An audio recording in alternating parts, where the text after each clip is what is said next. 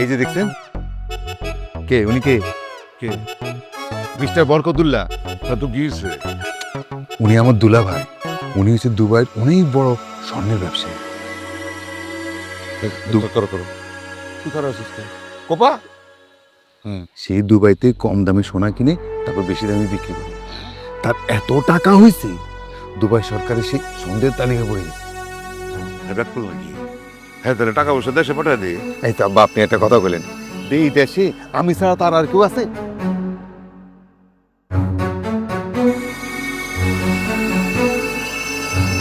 তাহলে তো আমি ছাড়াও তোমার আর কেউ নাই। আমি তোমার একমাত্র শ্বশুর না? আমি আছি, তোমার পাশে আছি। আব্বা, আমি তো এই কথাটাই আপনাকে কইতেছি। আপনি যদি আমার সাথে থাকেন এবং আমরা যদি একসাথে ব্যবসাটা করি, তাহলে মনে করেন আপনার এই ইউনিয়ন পরিষদ থেকে চাল আর গম চুরি করতে হবে না। এটা যদি আমি কাউকে কই নাকি।